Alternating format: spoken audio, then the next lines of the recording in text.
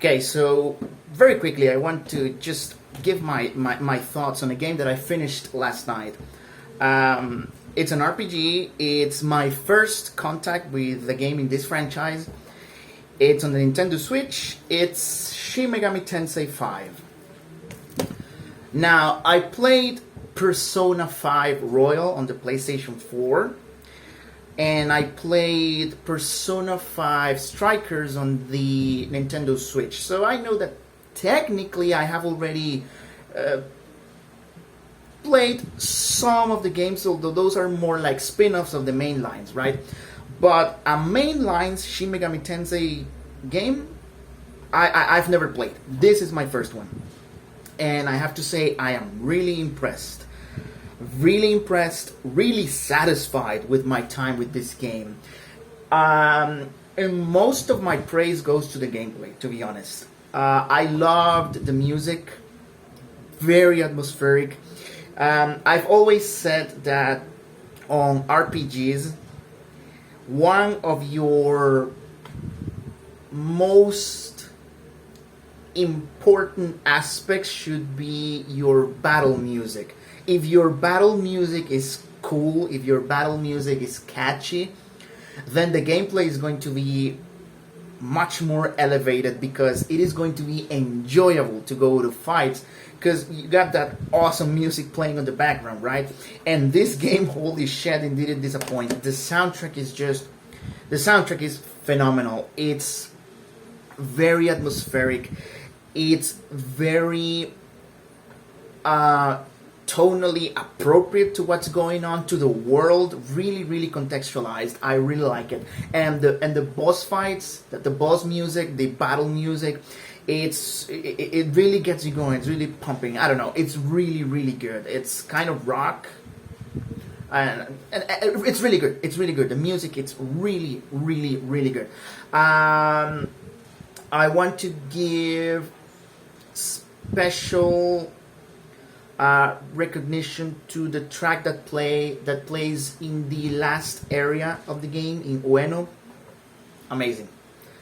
That track has a sense of solace, acceptance, resignation. It's very good, very good. The story, in terms of the plot and what's going on. The plot itself, I want to say that I liked it. I didn't love it or anything like that. It was good. It was good for what it was.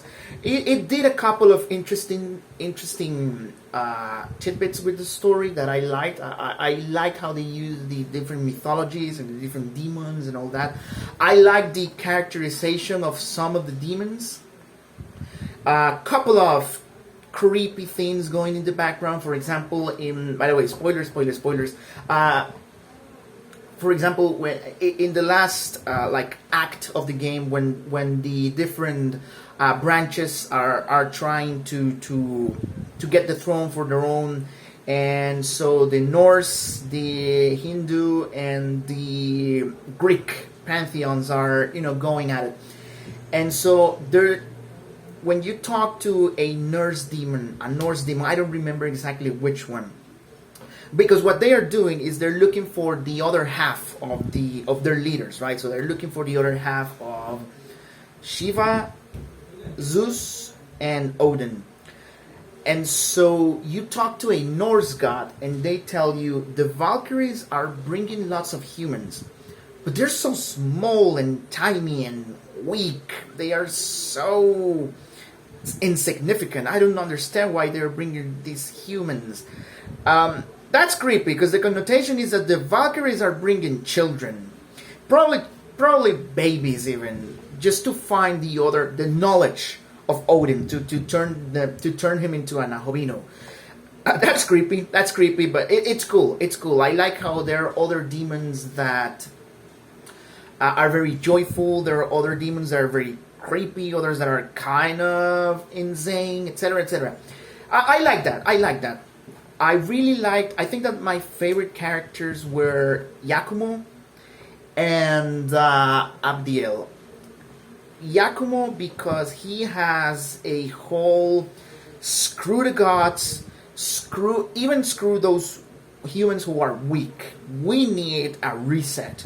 We need to completely recreate the established order of our world, of our universe even. So very, very cool character. I thought it was interesting. And I liked Abdiel, Archangel Abdiel, because she was the type of character who is so zealous that it goes to extremes. Like, this is a character who ignored the principles of her faith in order to uphold the principles of her faith. That's crazy. That's crazy. Not even for her own gain, not even for her own benefit, for God. And I thought, wow, I hope this is not an analogy or a metaphorical analysis of certain group of people out there, right? But so that's all I'm gonna say about that in terms of characters, etc. Again, the plot, the story, it wasn't like amazing or mind blowing, but it was nice. It was nice. It did couple of. In terms of design, I liked how, especially when you get to the Empyrean and to the throne, I liked how it's a nice. It's hard to explain. It's a nice mixture of technologically advanced, but it has this alien feel, this mysticism, this abstract feel about it. I don't know, like you can feel, okay, this is not human. This is definitely not anything that they can be directly linked to humans or anything. I like that. I really like that. That was interesting. That was really interesting. It was just the design, the visual, the aesthetics. It was really cool. I liked how desolated Japan looked. That's it. Again, that's all I have to say in terms of that. It's the gameplay.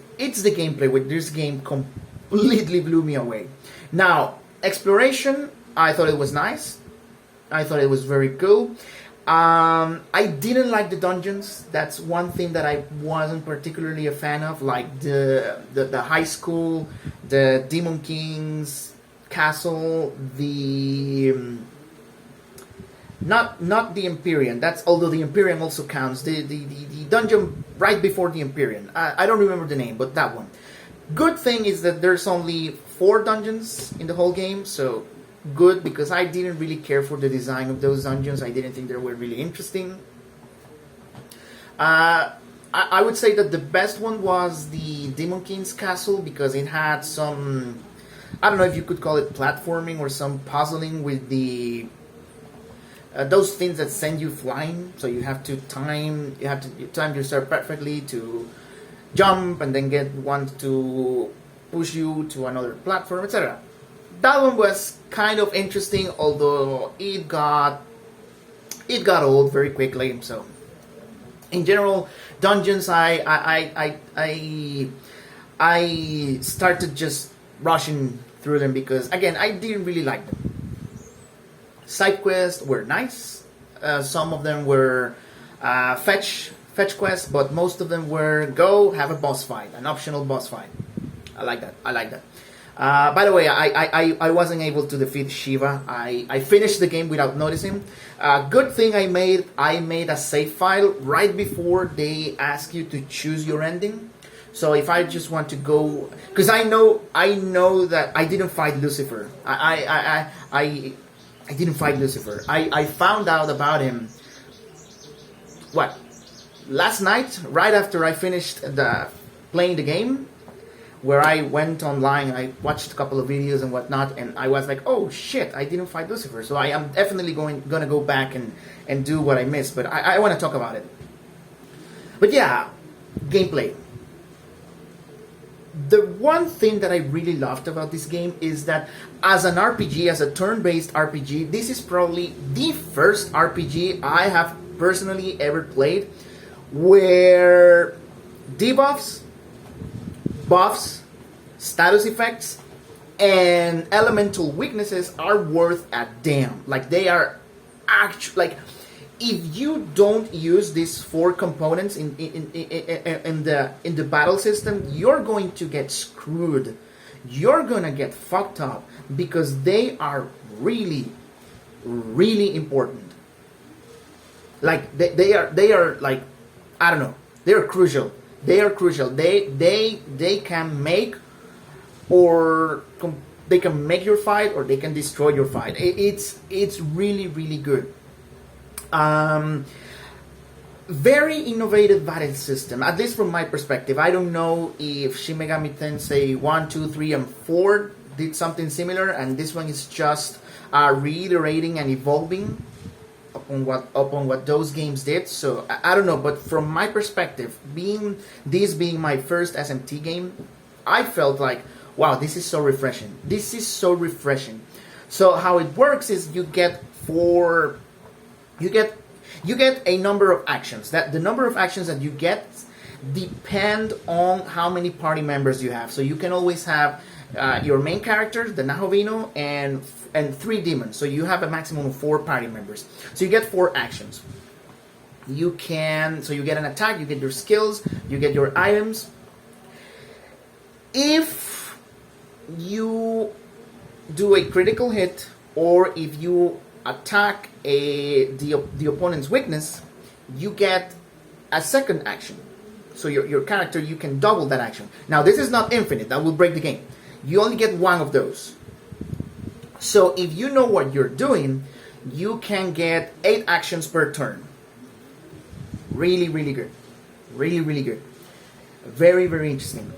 Items, really nice, because you get these gems and these shards that are tied to an element that you can use to attack the enemy's weakness, and those count. So for example, if your demon is an electric based demon, so it doesn't have like a fire attack, and the enemy is weak to fire, you have 2 options. You can change your party member. You can do that on the fly. You can do that in the middle of the fight to summon a demon who has a fire attack, or you can use one of those gems. By the way, you should get that miracle. If you play this game, you should get that miracle that allows your party members to use items. You need that. That's not optional. That's mandatory. At least from my perspective. Really, really nice. Because again, it makes items useful. You get all these shards. I also like that you get a limited number of items that you can carry. And this applies to shard, to some healing items, to resurrection items, to MP items. That's cool. This game is challenging for the right reasons. This game is really challenging for the right reasons. One of the things that I really, really like is that this game made me think. This game, especially in the boss fights, I was always thinking 3, 4, even 5 steps ahead. You really need to plan, you really need to anticipate. And the game is fair on that regard. Like, I lost, during my playthrough, it was like 77 hours or something. I did most of the side quests. I think I did all of the side quests except for Shiva. And I died, I want to say 8 times, 8 to 10 times. None of those were bullshit. All of those were my fault. Because I didn't attack properly, because I didn't use the appropriate weakness, because I didn't use like the spyglass to identify enemy weakness and instead decided to attack stupidly. Every single one of those deaths, again 8 to 10, maybe more, maybe less, I don't know. It was my fault. There was one really, I still have it here. I can see it. I was fighting Zeus. The first boss fight against Zeus. And as soon as I selected the skill, I went, oh shit, I'm gonna die in I am gonna die in 5 actions. 5 or 4 actions. I don't remember. But what I can distinctively remember is that as soon as I pushed, as soon as I, input the command and I attacked, I was like, shit, I just lost. Shit, I just lost. I made a mistake. I like that. This is a very smart game. This is a very well-designed game. All the combat was amazing. The boss fights were really cool. Your demons, the customization is really, really, really nice. You can customize, and this is something that you have to do. Every single boss fight, I was changing my affinities, my resistances, and my attacks. That I really love that, because you get all of these options. And again, the game is giving you all of these tools. If you lose, that's on you. If you didn't prepare, that's on you. That's on you. And I thought that was great. It's the first turn-based RPG I've played where all of these elements, items, using a spyglass or a detect or a libra in Final Fantasy terms, debuffs, elementals, super effectives like Pokemon, etc. They are worth the damn. Like, if you don't take those aspects seriously, if you're like me, who are used to a more Pokemon style battle system, and you approach this game like you're playing Pokemon, you're gonna get wrecked. You're gonna get wrecked. And yeah, that's all I have to say about it. I loved it. I loved my time with this game. I really, really did. I became interested in it because last year I played Persona 5.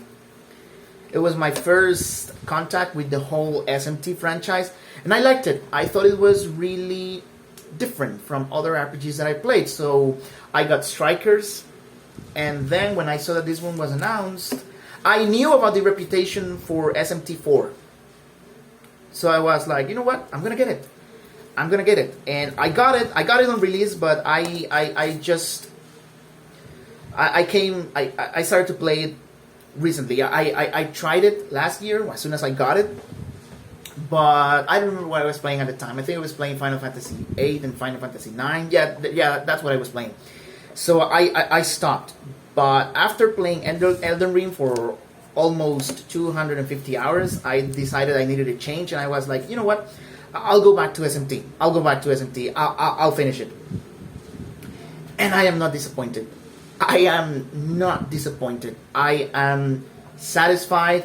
I definitely want to get the other endings. I want to get the demons, the high-level demons that I still don't have.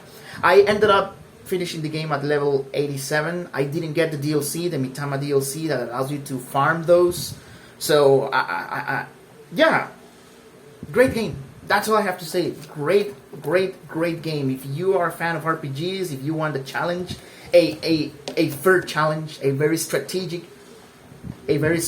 challenge, go for this game, because it is fantastic. That's all I have to say.